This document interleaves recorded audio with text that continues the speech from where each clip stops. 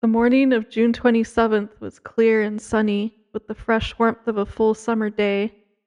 The flowers were blossoming profusely, and the grass was richly green. The people of the village began to gather in the square, between the post office and the bank, around 10 o'clock. In some towns, there were so many people that the lottery took 2 days and had to be started on June 26th. But in this village, where there were only about 300 people, the whole lottery took less than 2 hours, so it could begin at 10 o'clock in the morning and still be through in time to allow the villagers to get home for noon dinner. The children assembled first, of course. School was recently over for the summer, and the feeling of liberty sat uneasily on most of them. They tended to gather together quietly for a while before they broke into boisterous play, and their talk was still of the classroom and the teacher, of books and reprimands.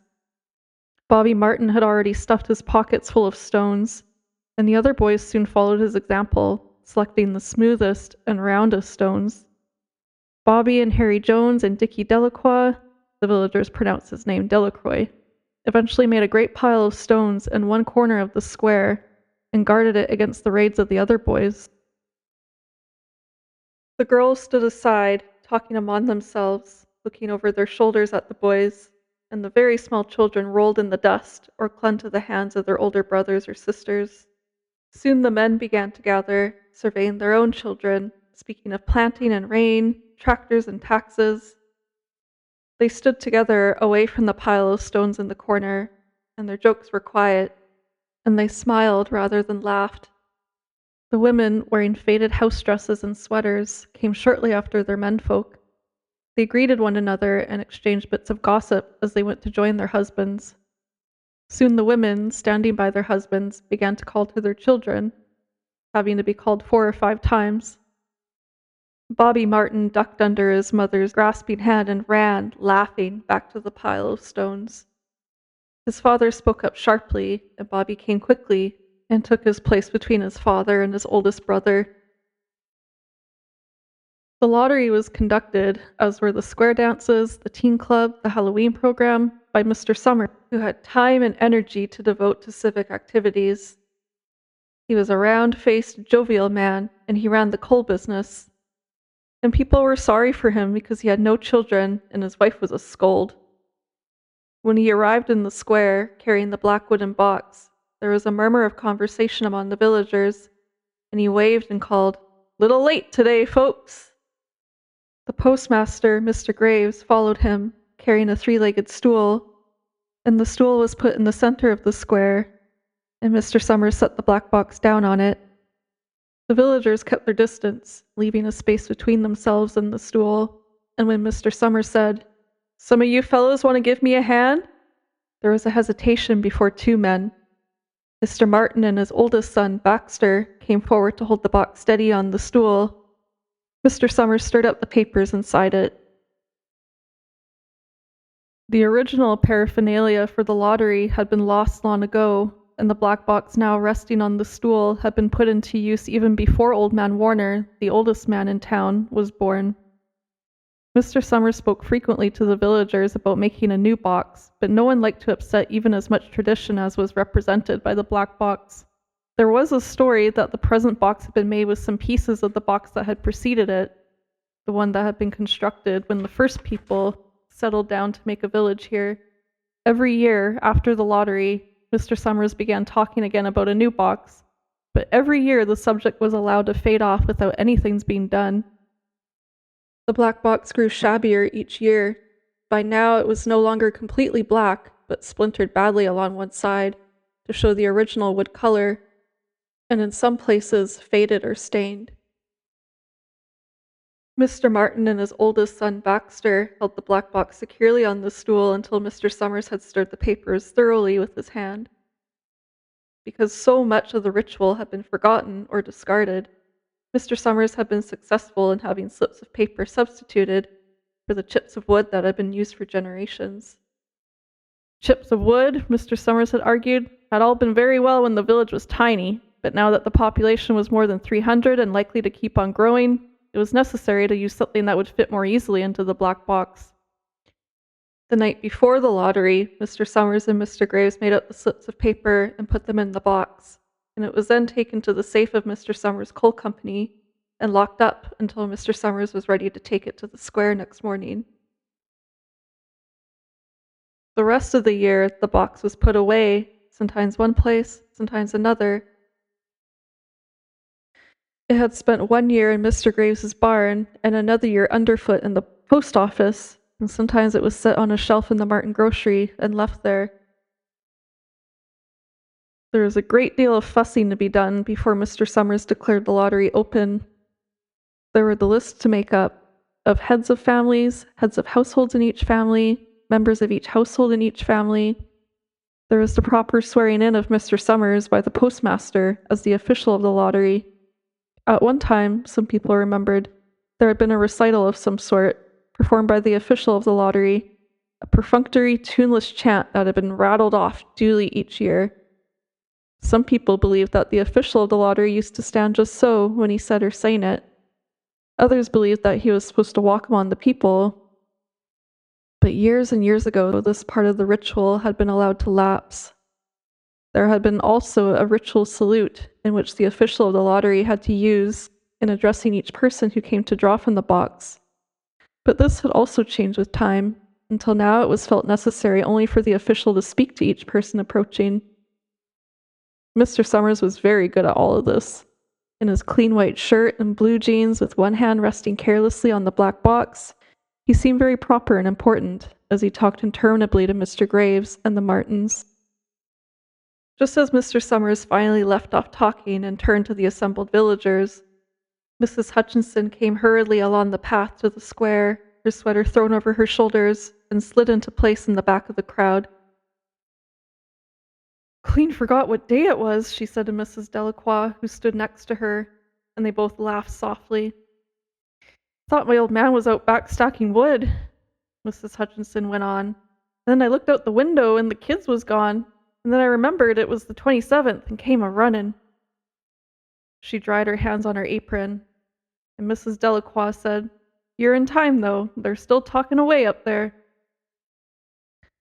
Mrs. Hutchinson craned her neck to see through the crowd and found her husband and children standing near the front. She tapped Mrs. Delacroix on the arm as a farewell and began to make her way through the crowd.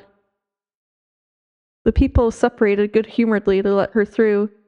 2 or 3 people said in voices just loud enough to be heard across the crowd, "Here comes your Mrs. Hutchinson, and Bill, she made it after all."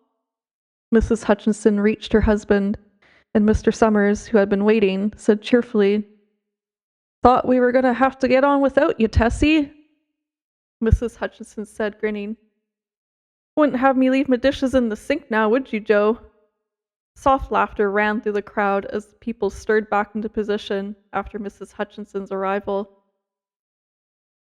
"Well now," Mr. Summers said soberly, "guess we better get started, get this over with, so's we can go back to work. Anybody ain't here?"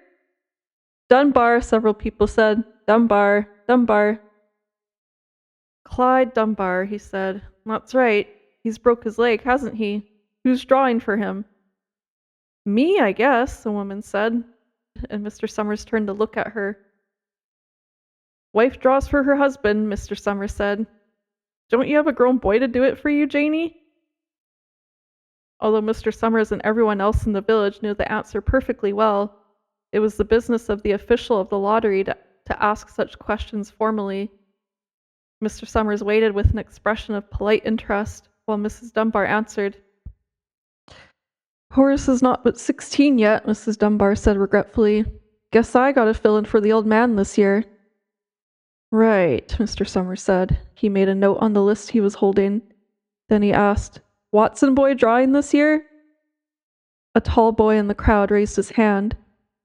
"Here," he said, "I'm drawing for my mother and me." He blinked his eyes nervously and ducked his head as several voices in the crowd said things like, "Good fellow, lad. Glad to see your mother's got a man to do it." "Well," Mr. Summers said, "guess that's everyone. Old man Warner make it?" "Here," a voice said, and Mr. Summers nodded. A sudden hush fell on the crowd as Mr. Summers cleared his throat and looked at the list. All ready? He called. Now, I'll read the names. Heads of families first, and the men come up and take a paper out of the box. Keep the paper folded in your hand without looking at it until everyone has had a turn. Everything clear? The people had done it so many times that they only half listened to the directions. Most of them were quiet, wetting their lips, not looking around. Then Mr. Summers raised one hand high and said, "Adams." A man disengaged himself from the crowd and came forward. "Hi, Steve," Mr. Summers said, and Mr. Adams said, "Hi, Joe." They grinned at one another humorlessly and nervously. Then Mr. Adams reached into the black box and took out a folded paper. He held it firmly by one corner as he turned and went hastily back to his place in the crowd, where he stood a little apart from his family, not looking down at his hand. "Allen," Mr. Summers said. "Anderson. Bentham." "Seems like there's no time at all between lotteries anymore," Mrs. Delacroix said to Mrs. Graves in the back row. "Seems like we got through with the last one only last week." "Time sure goes fast," Mrs. Graves said. "Clark Delacroix." "There goes my old man," Mrs. Delacroix said. She held her breath while her husband went forward. "Dunbar," Mr. Summers said, and Mrs. Dunbar went steadily to the box while one of the women said, "Go on, Janie," and another said, "There she goes." "We're next," Mrs. Graves said. She watched while Mr. Graves came around from the side of the box, greeted Mr. Summers gravely, and selected a slip of paper from the box. By now, all through the crowd, there were men holding the small folded papers in their large hands, turning them over and over nervously. Mrs. Dunbar and her two sons stood together, Mrs. Dunbar holding the slip of paper. "Harbert, Hutchinson." "Get up there, Bill," Mrs. Hutchinson said, and the people near her laughed. "Jones." "They do say," Mr. Adams said to Old Man Warner, who stood next to him, "that over in the North Village they're talking of giving up the lottery." Old Man Warner snorted. "Pack of crazy fools," he said, listening to the young folks. "Nothing's good enough for them. Next thing you know, they'll be wanting to go back to living in caves. Nobody work anymore. Live that way for a while. Used to be a saying about lottery in June, corn be heavy soon. First thing you know, we'd all be eating stewed chickweed and acorns. There's always been a lottery," he added petulantly. "Bad enough to see young Joe Summers up there joking with everybody." "Some places have already quit lotteries," Mrs. Adams said. "Nothing but trouble in that," Mr. Warner said stoutly. "Pack of young fools." "Martin," and Bobby Martin watched his father go forward. "Overdyke, Percy." "I'd wish they'd hurry," Mrs. Dunbar said to her older son. "I'd wish they'd hurry." "They're almost through," her son said. "You get ready to run tell Dad," Mrs. Dunbar said. Mr. Summers called his own name and then stepped forward precisely and selected a slip of paper from the box. Then he called, "Warner." "77th year I've been in the lottery," Old Man Warner said as he went through the crowd. "77th time." "Watson." The tall boy came awkwardly through the crowd. Someone said, "Don't be nervous, Jack." And Mr. Summers said, "Take your time, son." "Zanini."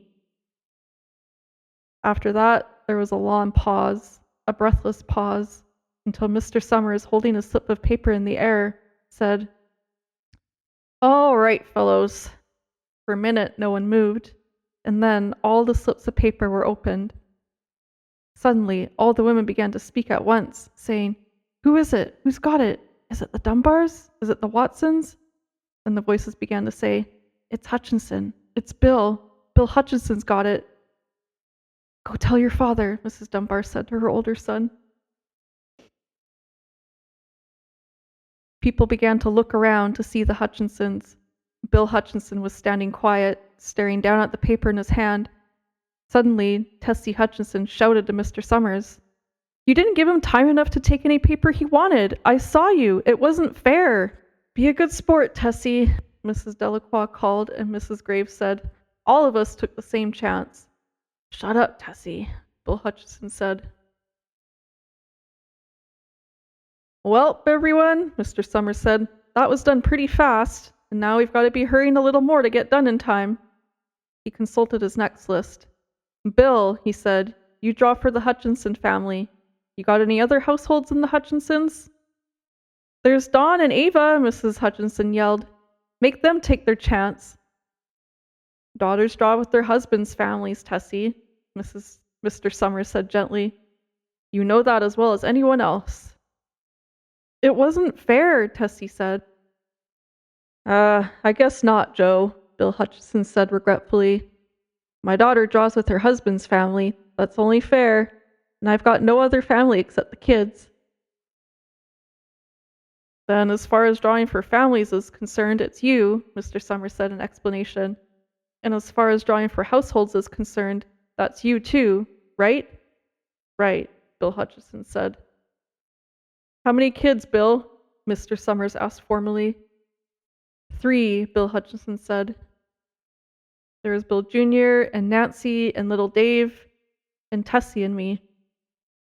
All right then, Mr. Summers said. Harry, you got their tickets back?